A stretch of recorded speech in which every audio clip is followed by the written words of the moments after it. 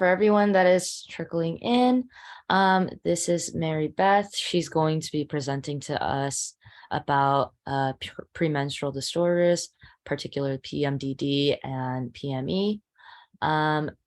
She also notes that there is a trigger warning that this presentation will mention suicide, but it's something that she will not go in depth with.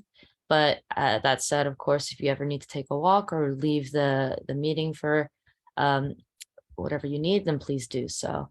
And this will be posted in the chat as well, just for everyone to see as they come in. And last thing I'll say is that if you have any questions or comments, feel free to put them in the Whova Q&A and chat boxes, as well as in the Zoom chat with this Zoom link if you'd like. And we'll go through them towards the end when we do have, with time permitting. But yeah, I'll let you take it away, Mary Beth. Thank you, Suyan. Can you hear me okay? Okay, good. Well, thank you for joining this session, Premenstrual Disorders, PMDD and PME, Connect the Dots Between Hormones and Mental Health. I am the mother of Christina Elizabeth Bohn Rudd, and I'm going to talk today a little bit about her story and also share with you what we've learned as a family about premenstrual dysphoric disorder. Christina once told me, "Mom, my PMS is lasting 2 weeks." Little did we know how significant this statement was. Christina told me this about 4 years before she died from suicide on November 3, 2021, due to having premenstrual dysphoric disorder, commonly called PMDD. We didn't figure out what she really had until 3 months before she died. Over the previous 10 or 11 years, Christina sought help for depression and anxiety. She received many misdiagnoses, including bipolar 2, major depressive disorder with anxiety, anxiety disorder, panic disorder, and treatment-resistant depression. Prescriptions and various treatments did not work for her. On the night of the greatest tragedy of our lives, we decided to hold our heads high and not let the stigmas of suicide, menstrual cycles, and mental illness keep us from speaking about PMDD. Our mission is to create awareness and to reduce the time it takes to get a correct diagnosis. The average time is 12 years, and we would like to see that reduced to just a matter of months. Everybody loved Christina. She was a delight. She was kind, thoughtful. She always looked after anyone who needed a friend. She was intelligent, bright, and self-motivated. She sang all the time. Our home was filled with music, whether she was singing or playing the piano. She excelled in school. She was a classically trained vocalist and went to state in Texas. She was a National Merit Scholar and spoke as salutatorian at her high school graduation. She received many full ride scholarship offers to universities around the country, and she accepted a scholarship to be for Brigham Young University. She was admitted into BYU's College of Nursing, and she graduated as valedictorian and spoke at her college graduation in 2010. She then became a thoracic ICU nurse. Now, she graduated from college just 3 years before PMDD would be listed in the DSM-5 in 2013. Christina was a patient and loving mother of 2 young children, ages 6 and 8 years old, when she passed away. She and we didn't know there was something beyond PMS. So when we were told that her PMS was lasting 2 weeks, we didn't know what that meant. We just thought it meant that she was a little more irritated than usual, that maybe she craved more chocolate. You can now imagine how we regret that we didn't enter that statement online and see if anything would come up, because we might have seen articles about PMDD back then. Looking back now, we think she really suffered more like 15 years. because of some memories came to mind from high school days. The bottom line is, if this could happen to Christina, it could happen to anyone. And we believe she's looking down on us from heaven and would want us to share her story with you. We don't want anyone else to suffer for as long as she did. But sadly, there are many who are suffering from PMDD right now who do not know that that is what they have. So what is PMDD? It is a cyclical hormone-based mood disorder with symptoms arising during the premenstrual or luteal phase of the menstrual cycle, subsiding within a few days of menstruation. It is a severe negative reaction to the natural rise and fall of estrogen and progesterone each month between ovulation and menstruation. It is not a chemical imbalance. It is not a hormone imbalance, excuse me. It is a suspected cellular disorder in the brain. Symptoms can worsen over time and or around reproductive events.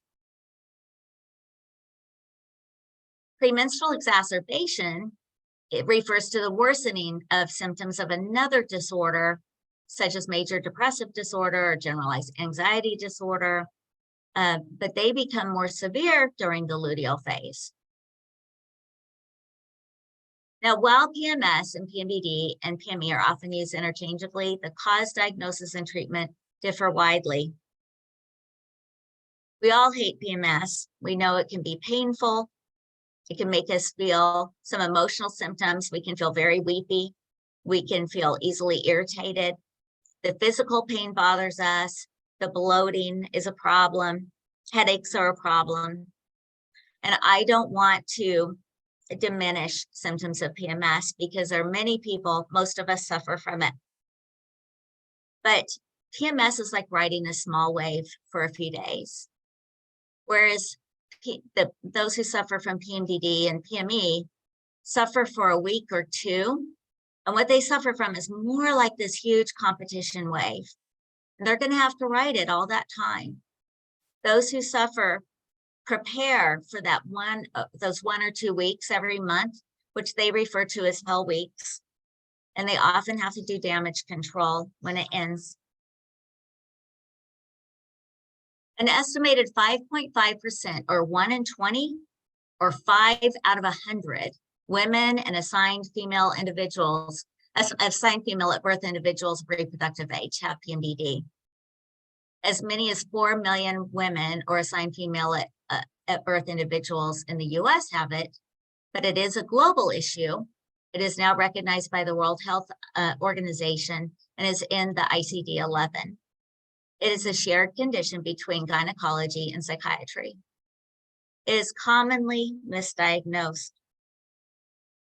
Many are misdiagnosed with bipolar disorder or other forms of depression or a personality disorder. Now, what would be helpful is if those who suffer are asked to track their symptoms throughout their menstrual cycle to see if there's an elevation of symptoms during the luteal phase, or if they only have their symptoms during the luteal phase.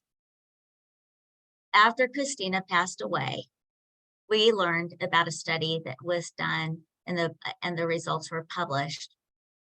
We learned that over 70% have suicidal thoughts.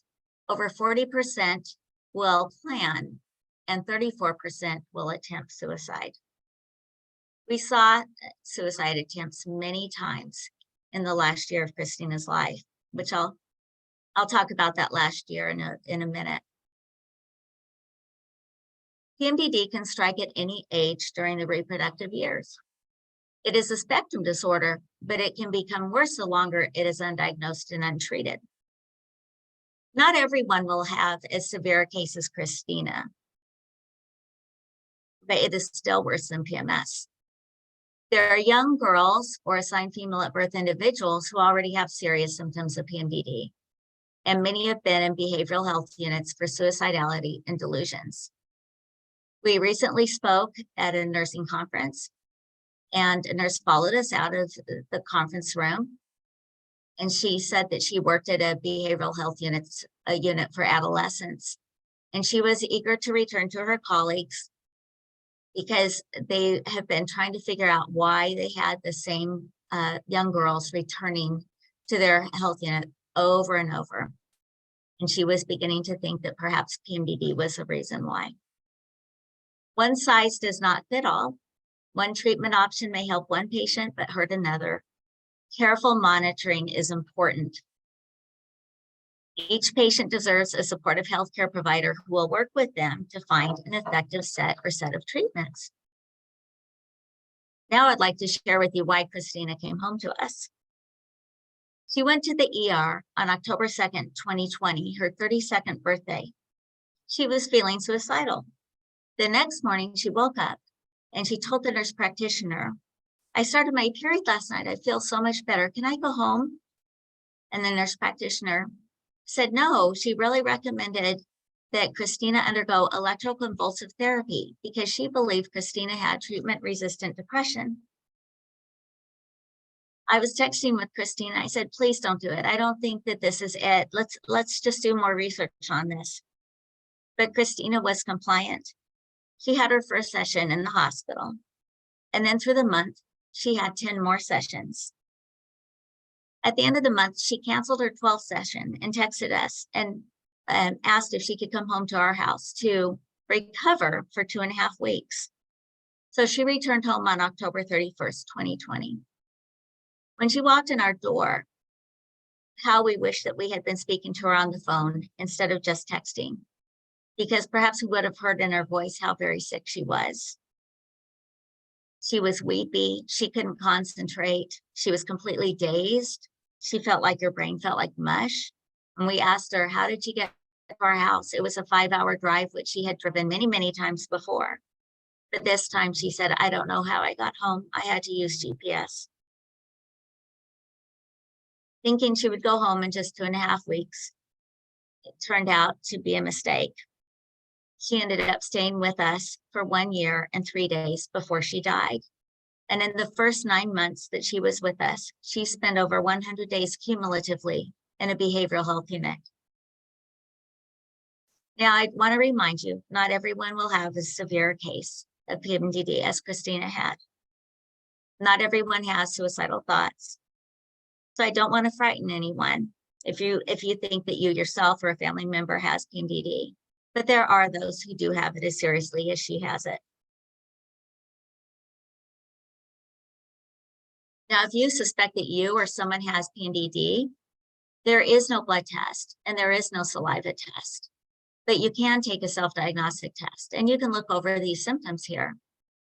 You would need to have 5 symptoms and in order to be diagnosed, and one would come from the core emotional symptoms, which are bolded, and then 4 symptoms from the list beneath those core symptoms. So do you have mood or emotional changes, irritability, anger, or increased interpersonal conflict? And I want to add, increased interpersonal conflict can have a wide range because it could start with misunderstandings, or it could go so far as to be a domestic dispute with the police and emergency services involved. Christina was fortunate that she did not get to that point. You could have a depressed mood, feelings of hopelessness, feeling worthless or guilty, anxiety, tension, or feelings of being keyed up or on edge. Then of the other symptoms, decreased interest in usual activities. What was interesting is I told you that when Christina was little and throughout her teenage years, our home was full of music. She was always singing. And I noticed she wasn't singing when she came home to us. And I asked her, "When did you stop singing?" And she said 7 years ago. And that's when it got worse. And I'll point that out on the next slide. Difficulty concentrating, focusing, or thinking, which is commonly called brain fog. Tiredness or low energy. Changes in appetite, food cravings, overeating or binge eating.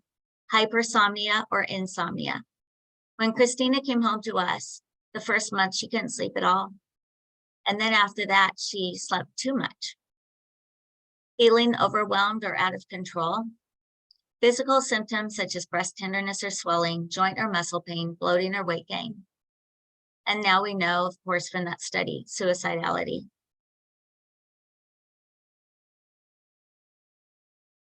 I would like to share with you what PMDD looked like in everyday life for Christina and also for some of our new friends who have PMDD. Sufferers might be absent from work or school in a cyclical pattern. Now, if they're able to go to work or school, they might be wearing a very good mask where they can keep a smile on their face, but they might crumble when they get home. They might be highly sensitive, and you might see this in conversations that suddenly go sideways. And you might wonder, what just happened here? How come there's some upset going on now because what I said was so benign and we weren't talking about anything that would make anybody angry. But it was interpreted in a way that made the sufferer angry. Mutism. Christina would become almost ghost-like. She was so quiet at times. And other times she had crying spells. Now she would recall traumatic or cringeworthy memories. And you might be surprised at what she had as a traumatic memory or two traumatic memories. She would tell us when she went really, really low about first grade and fourth grade. In first grade, she put a paper in the wrong basket. In fourth grade, a girl looked at her funny when she gave an answer in math. Now, I know that those sound like pretty benign memories, but for some reason they got stuck in her head. And they would only come up when she was at her lowest point. Toward the end of her life, she was going through EMDR, which is a trauma therapy. And I asked her, are you ever addressing the first and fourth grade memories with your therapist? And she looked at me and she said, I don't know what you're talking about. She also wrote heart-wrenching journals and she let me see them toward the end. And she said, because now at this point we knew she had PMDD. And what we could tell was that she was writing in her luteal phase. Now, they might mention that they have bipolar disorder or some other disorder, but nothing's working for them. And maybe it's because they really don't have those disorders and it's really PMDD. They might have brain fog, they can't concentrate, they can't get their work or homework done. They might be emotionally or physically distant, which could translate into not responding to texts, voicemails, or emails for long periods of time. They might have thoughts of self-harm or thoughts of harming others. They might also have the suicidal thoughts, planning and attempts that I talked about earlier. They may have tried many medications for various mental health diagnoses that didn't help them. They might be pleasant people, but might have outbursts, and that could be pretty stunning for those who know them or work with them. They could become delusional, and we saw that many times with Christina in the last year of her life. Now, I want to point out something. In prior years, Christina was actually doing quite well. I mean, you can't graduate as valedictorian of your nursing college if you are this sick. And so clearly she became worse as the years went by. She also had high anxiety, and sometimes we would see the panic attacks, and we all learned how to help her deal with the panic attacks. They might sleep too much or too little, and that also appeared with her seeming like she was glued to the couch for a week or two every month. So that even if I were folding laundry, it would be too much to ask her to fold the washcloths because she was just so fatigued and wiped out. And you can imagine before she came to us, how hard it was for her to be a good mother to her children. She felt so inadequate and she felt like she was really doing them a disservice because she was so exhausted. People who suffer from PMDD might want to end relationships during the luteal phase. They want divorces or they want breakups. And then afterwards, after they start their periods, they don't have those same feelings about wanting a divorce anymore, or wanting to break up. They might say hateful comments that they later regret and apologize for quite often. They might be known to the emergency department because of their many visits.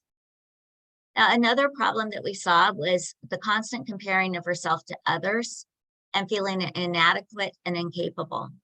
Now, before we understood about PMDD and depression, and believe me, when she was with us for that year, I was reading books on depression and anxiety every night. She would compare herself to her sisters-in-law, even to me.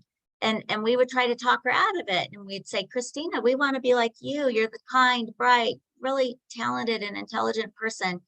And she would act like she didn't even know what we were talking about. So we didn't realize that that wasn't helpful. And it was like talking to a wall for us to be doing that. Now, during her pregnancies, she had the kind of pregnancies that would be typically seen with someone with PMDD. The first one was that she would often say, I've never felt better in my life than when I was pregnant.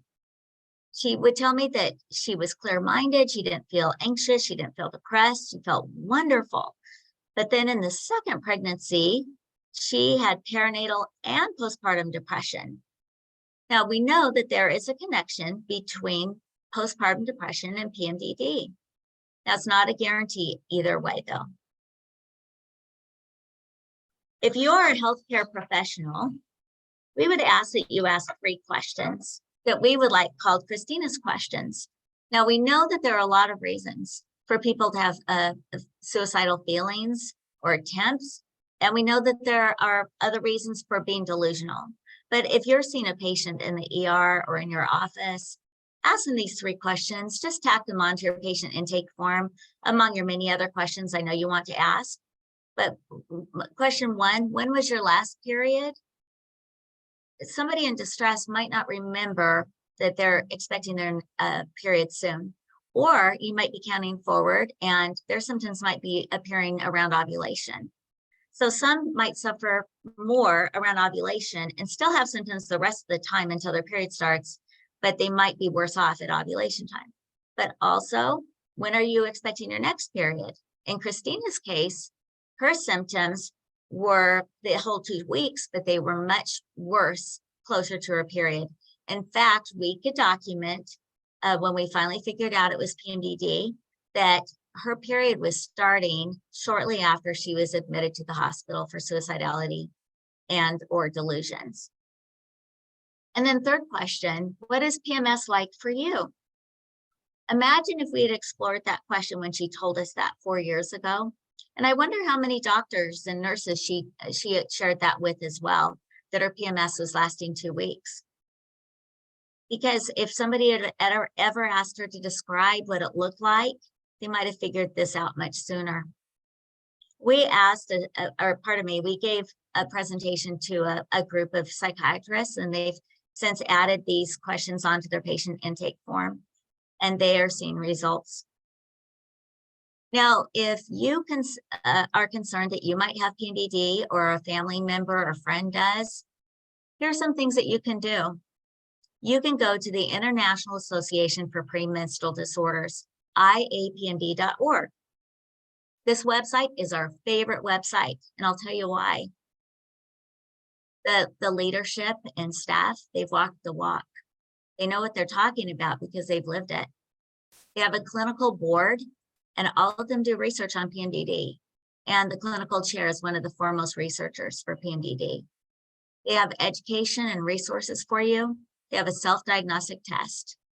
There's a symptom tracker you can download and track through your entire cycle for 2 or 3 months and take that evidence to your physician or to your psychiatrist, gynecologist, GP, whoever you can get to.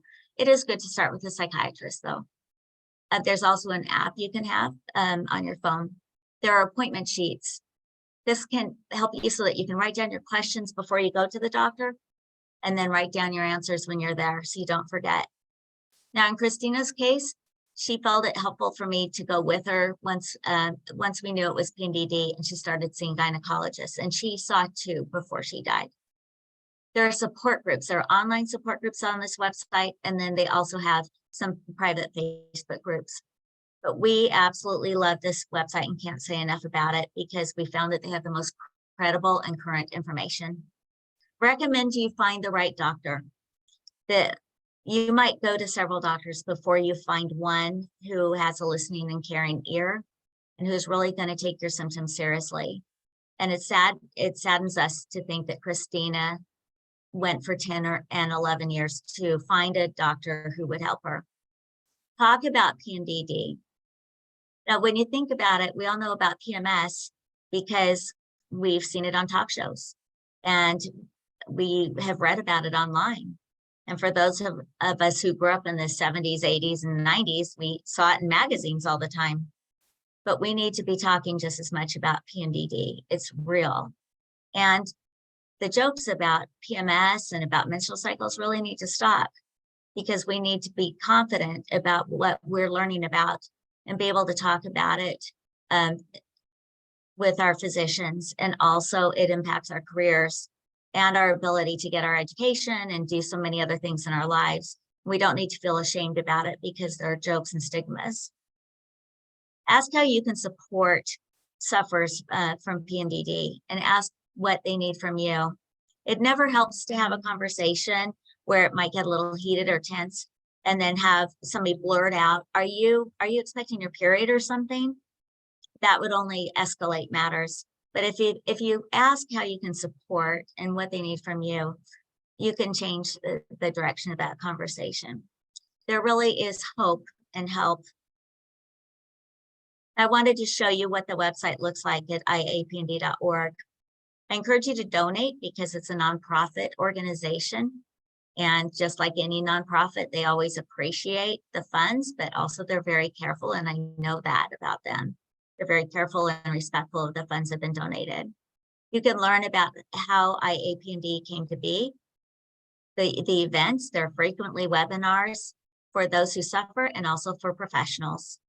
You can learn all about PMDD, do the self-screen, see the resources for patients, resources for professionals, be in the support groups. There's support groups also for their partners. Information on surgery, which is the last ditch effort to help someone with PMDD. And then, of course, other things on the website.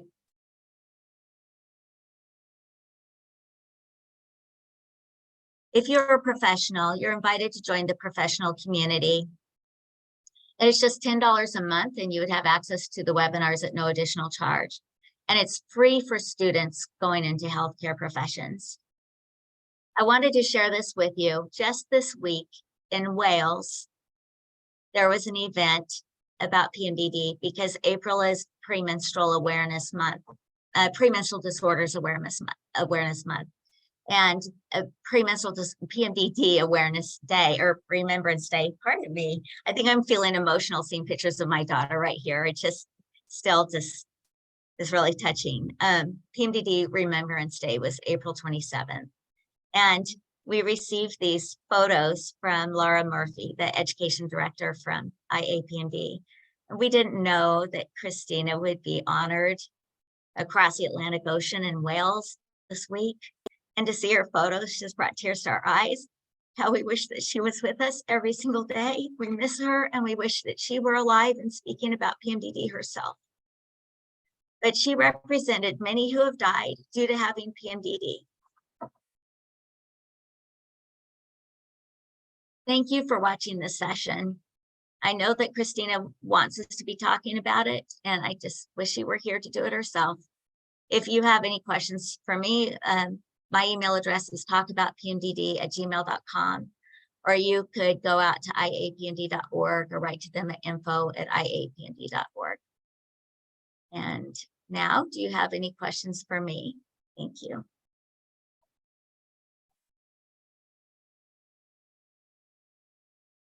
So, Jan? All right. Thank you so much again, Mary Beth, for your very amazing, very moving talk. Thank you. Yeah, and you did absolutely amazing. And you have lots of comments of support here in the Whova chat. And yeah, I just want to open the floor for questions. We are just for the next minute or two, if there are any. Seems like, let's see. There's a question that says, how are you just so amazing, Mary Beth? In the Whova chat for you there. That's so sweet.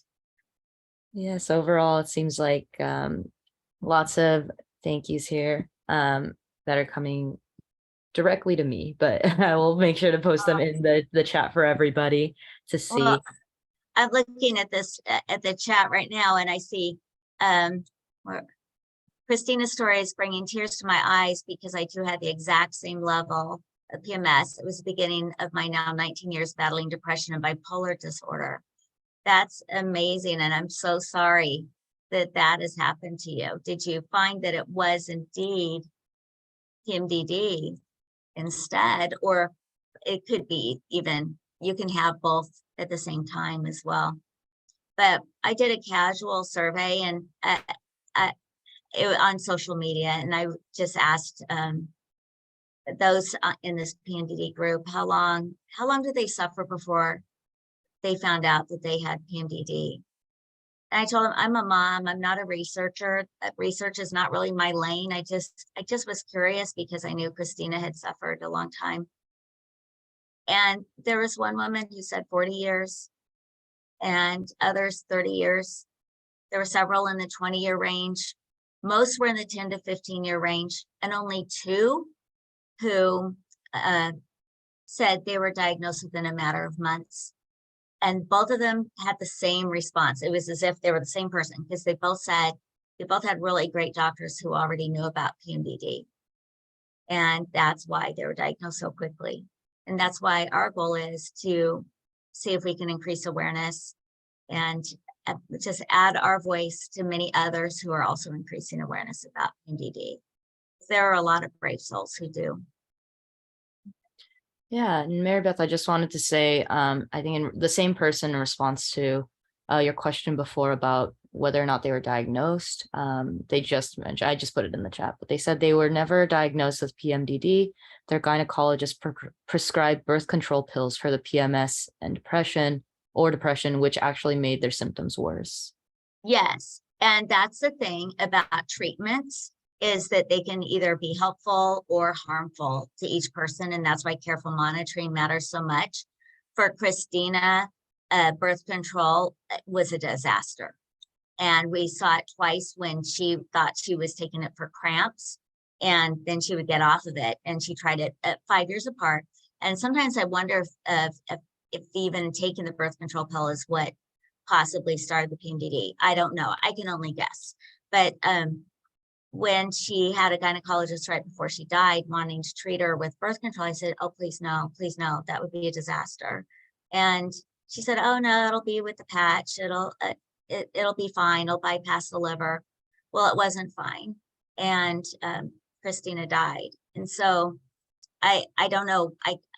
It's hard to tell, it's such a complicated situation, and yet others thrive on it. And so that's the thing, is that when you see those who suffer on the private message boards talking about their treatments, somebody will write and say, oh, I love what I'm doing. I could live on this forever. And then somebody else will write in and say, I had the exact opposite reaction.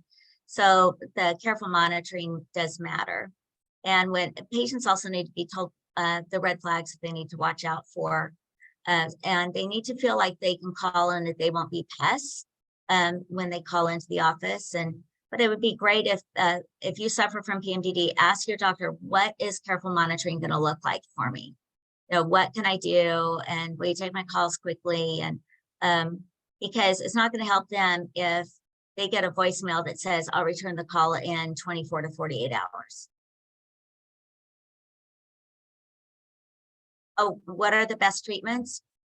In the professional section on iapmd.org, there are treatment options. And generally, it starts with SSRIs, could be birth control, then it could be stopping the period at the brain level, and with for instance, Lupron shots, or taking Orilissa or something along those lines. And then ultimately, it would be surgery to have the ovaries removed. So Christina was slated to have surgery just 2 weeks after she died. So she died on November 3rd, and she was scheduled for surgery on November 18th. Sadly, her insurance company, that had been phenomenal through that whole last year of her life, denied her surgery. And so I jetted off a 6-page letter showing the grid, with showing her hospitalizations all aligned with the start of her period, and listed all the medications that she had tried over the years, and also listed her many suicide attempts, and still the doctor denied it again. So that was disheartening. But Christina died the day after she learned that the surgery had been denied. So it's just such a sad story because you can tell that she was just beautiful inside and out in every way. But in the end, PMDD really got her. I call it the greatest liar and thief because of how it lies to you and tells you that you are worthless and hopeless and are not capable of living life. And it's a thief because it takes you from your family, your relationships, your educational goals, your career goals. There is one more question for you here. Okay. Let me just, sorry, I'm trying to paste them as quickly as possible, but it says, can symptoms get worse after the ovaries are removed, i.e. menopause? Well, you'd like to think that menopause is your, your home free part. But if you have surgical or chemical menopause, then you may need hormone replacement therapy. So then you're introducing hormones again, and your brain can get angry again. So that has to be carefully done. But those who have had the surgical menopause have said that they had a bumpy year. And I'm speaking generally, that they had a bumpy first year or so, but it did get better, and it was a whole lot better than having PMDD. And then there's a very small percentage of those who regretted ever having surgery. But just when you're doing HRT, it just remember that your brain is now getting, hormones again. So you have to be very careful about it. Let's see. I'm so happy to see somebody is recognizing that this could be PMDD for them. Thank you. Let's see, birth control formulas vary from each other, and I think from those even 10 years ago in education is unique. Yes, anyone who shows sensitivity to the hormones should be watched carefully. I did a dive mentally when I was on my first one. That makes total sense. Surgical menopause can be difficult, and HRT needs to be carefully managed. Absolutely right. Are there any other questions? Let me just check Hoover real quick. Okay. I don't think I see anything new right Okay. now. But we are coming on 10 minutes now after the session. Oh, yikes. Okay. No worries, not at all, not your fault or Okay. anything. Okay. But just wanted to say, if anyone has more questions, please feel free to post in Hoover. And we're gonna have to close the Zoom, but yeah, definitely chat through Hoover, and Mary Beth, as well as all the session, the committee members will see it. But yeah, thank you so much again, Mary Beth, for that amazing talk. Hope everybody else and everybody enjoyed, and they enjoy the rest of the day as well as more sessions occur. Okay, thank you for coming today. Bye-bye. Bye. Thank you.